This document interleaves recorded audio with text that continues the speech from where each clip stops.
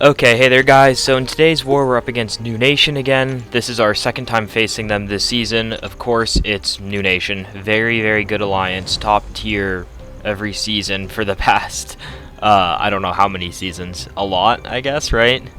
They're just an incredible alliance, so it's actually put on boosts that aren't, 5% boosts, I guess.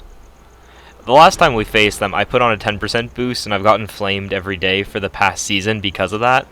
Because at the start, I was like, oh, they're not, like, right on top of us. And then they've been literally, like, third place, like, right in step with us, except for that one win we had over them. So it was silly. Right here, I'm checking because I was trying to remember how she went unblockable because she had the power focus. So I wanted to make sure I wasn't just getting, like, spammed by unblockable specials, and I wanted to make sure of that. So I've kind of gotten pretty good about fighting Cersei with Doom. I just kind of start off with a heavy. I'll either try to get another stagger up like that, or I'll just try to time it so I can do a heavy in time with it, kind of like that. That was kind of weird. It consumed both of my staggers, I believe, so the one stagger consumed the other buff. I'm not exactly sure. So then right there, I just let the MD fuel me up. She had the stagger on her. She threw the heavy, which triggers her transmutation. Go in for Doom's SP3. She's going to start up at 66%. And she ends down at 41, so it's a fair bit off, 25%. And I had the power back boost on because I knew she wasn't going to be giving me a ton of power because of the power focus. So even though, again, that was kind of on my screen, I'm swiping in to start with a medium, but it starts me off with a light. So that's a weird thing that's been happening to me when playing Doom recently, but I'm still going in at the same time, so it's fine. I just have to make sure that doesn't happen in like a weird fight. So this fight is a fight, again, I've done a fair few times, kitty all over the map, pretty similar. But right here, there is actually I would just say one big thing to watch out for, which is really just her power gain because of phasing.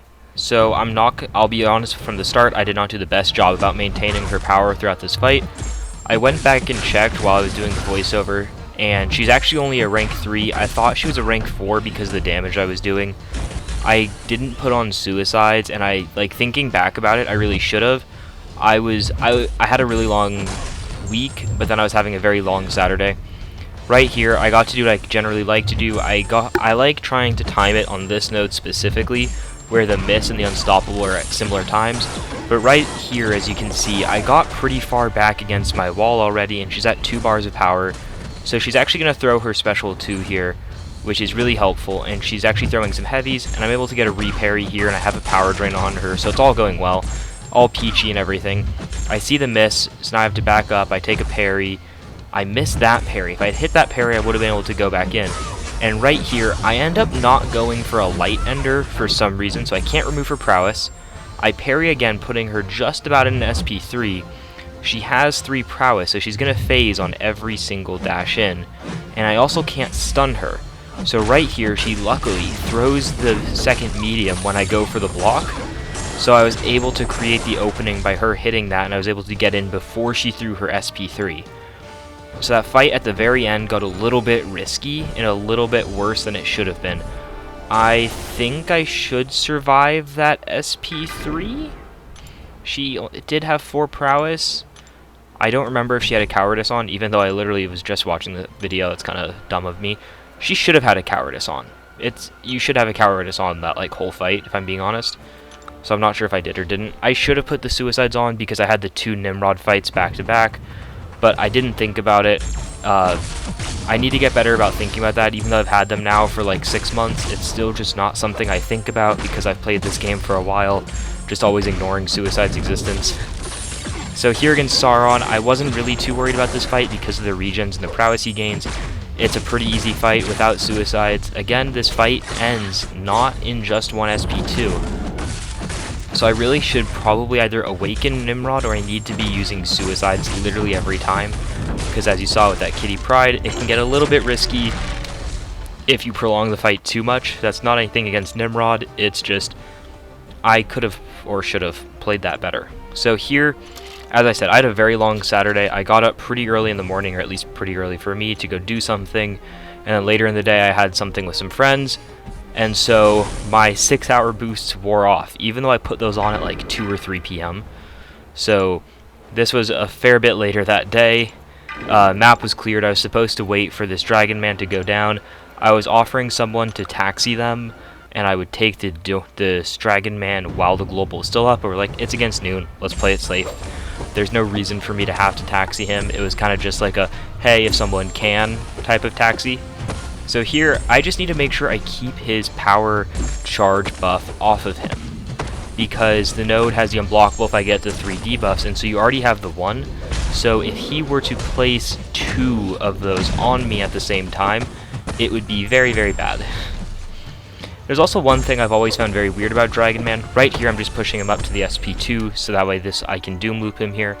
One thing I've always found weird about Dragon Man is because it's a power charge buff and not a power gain buff, Doom doesn't get the power gain buff back like he does from a Hyperion or a Vision Arcus, so it slows down your fight a little bit more than I feel like it should. But you still have your Mystic Dispersion, and a Doom fight should be, right, it's like around this time for most Doom fights. It's kind of just once you get to the SP3, you get the SP2 off, and it's over. Especially at the rank 4, you have plenty and plenty of damage.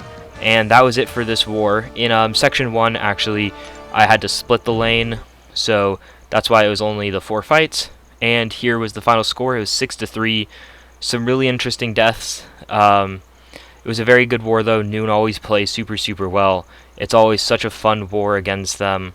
Obviously, they have some great players, some very fun guys.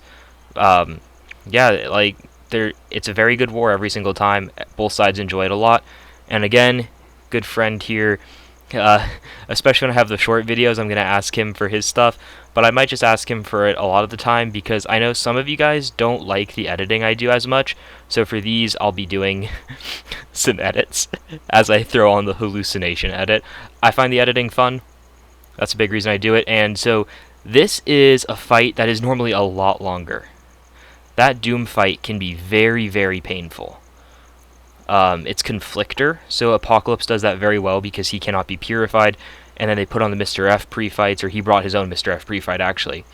He takes all of his fights this war with Apocalypse. He has that rank 4 Apocalypse. It puts in so much work. Such an amazing champion. But yeah, that Doom can take a lot of health off of you, and he did that very, very fast. It took 1 second longer, I think, than one of our best Omega players. So here's the Kingpin, and the SP2 literally takes off 90% of his health. Absolutely rinses him down, and a Kingpin there can actually be a bit annoying because you have the power gain from Vivified, and then because of the way Kingpin and Apocalypse interact, they counter each other, if that makes sense. Apocalypse makes it so you don't shrug off, and Kingpin can't shrug off his rages, so the rages keep giving him more power gain, so especially on that node, it can get very hairy with the power gain, but a rank 4 Apocalypse absolutely melts through that fight, and Alva here puts on actual boosts, unlike me. So he's a good alliance member. I love Alva. Here with Maw, you have the Disorients, but Apocalypse will become Disorient immune in just a second here, and he just has to make sure to not stun in. And now a weird interaction actually for Doom. That was a really nice light to come inside of his heavy range there, understanding Apocalypse very, very well right there. A little odd thing that you could do is you can actually hit into Maw's block here, even with the stun reflect, because you have the stun immunity while striking them. It's a really weird thing that you don't really ever need to use, but it's something nice to keep in mind that you technically aren't supposed to get stunned back with Apocalypse if you're at 4 charges and you hit into their block to use your stun. So this long shot, I took this, I think that was 2 wars ago now, 3 wars ago, maybe with this one included. I think that was 2 though. And I took this with Thing, which right, the Thing fight, it wasn't long, but it's a slow-paced fight. You're not like rushing it. Someone else in BG1 actually took this fight with Thing today, or yesterday, whatever, whenever this war was, that day's war. But he's gonna take it with Apocalypse because rank 4 Apocalypse has just so much health. Like even with a shock on him because of the Odin pre-fight, he was pretty much healing from it. And Apocalypse's health pool is just so massive, and then the damage just comes through. And the SP2 is just an absolute nuke. I'm actually not sure why he's not going for hitting in with the shock, because yeah, he's healing from having the shocks on him. I guess he doesn't want to stack too many because then you get Despair on you, and then with the Despair you won't actually be healing. You will start to take damage because Despair is it's a good mastery. It's another one of those masteries that's really good, but it's just really, really expensive, so it can be annoying to unlock. So Bishop, I've seen some people recently like asking for Bishop counters on like line chats and stuff, not my channel, but for Bishop counters here because it's a little bit weird when you start banning certain champions. Apparently, Apocalypse is the answer, because 1 SP2 and he's down at 36%. And then there's just going to be another SP2 and it's going to do the same thing, just rinses him down. Also, this is about a previous fight from this clip. The Maw, if you noticed, he didn't get as much power back from his special power back boost because of Maw's ability to cancel out, or not cancel out, he halves your passive power gain. So Doom, Mutant power boost, all that stuff. And this is his last fight here. It's going to go really, really quick, so I'll just do my outro. So yeah, I hope you guys enjoyed this video. I hope you guys have been enjoying these clips of another GT40 member, an incredible player, an incredible guy. Hope to see you guys soon. Bye.